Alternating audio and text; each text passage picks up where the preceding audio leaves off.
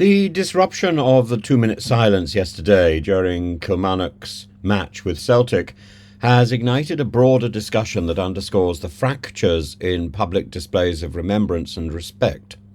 What occurred at Rugby Park was not just an aberration in a football setting, it represented a collision of historical grievances, political activism, and questions of national identity that echo far beyond the terraces.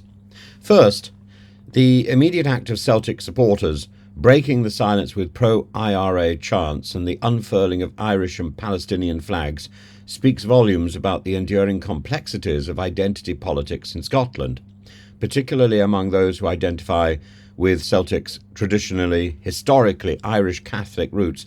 The Green Brigade, known for its radical stances, routinely challenges state narratives and perceived injustices, drawing a clear line between their cultural heritage and contemporary political stands.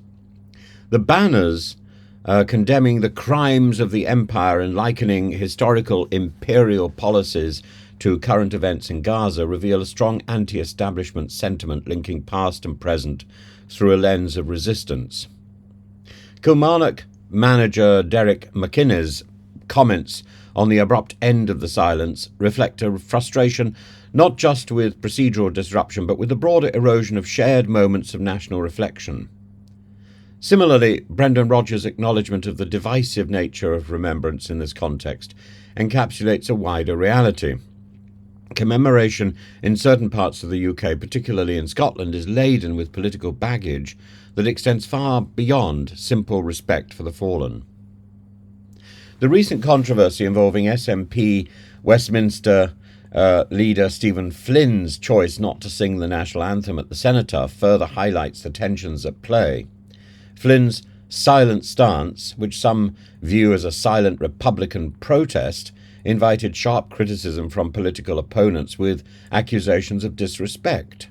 But he was standing to attention. He had laid the wreath of poppies with respect.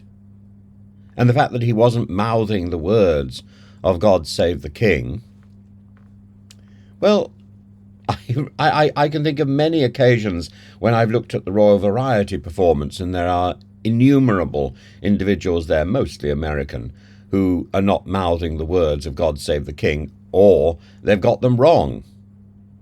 The incident has rekindled debates about republicanism within the SNP and whether such gestures undermine solemn national traditions or represent legitimate expressions of dissent or difference. It's not necessarily dissent to keep your mouth shut. It could be difference. And as for the protest on the stands in the football club, I think we're a nation that admits protest, don't we?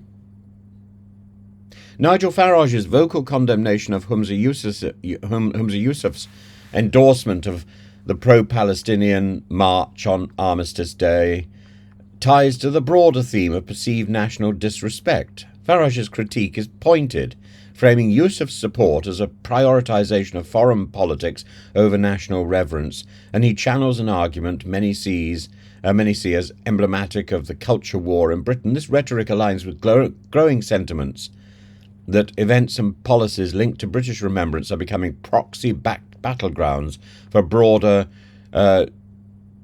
global and social debates. But actually, if you check your Twitter feed, Humza Yousaf has given a profound and poignant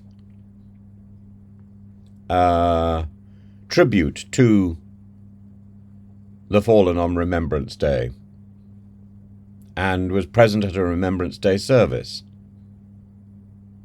You might say, you can't have it both ways. Yes, you can. Yes, you can. These incidents converge on one central question: can a national act of remembrance still function as unifying moments, or have they become another theatre for political and cultural contention?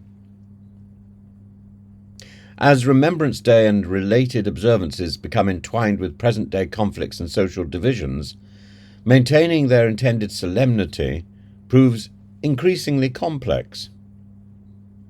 The threads linking Celtic's stance, Flynn's silence, Yousaf's indulgence, reveal more than just isolated acts of defiance. They illustrate a modern Britain grappling with how history, identity, political expression, and expressions of difference interact in an era where even silence is no longer free from interpretation.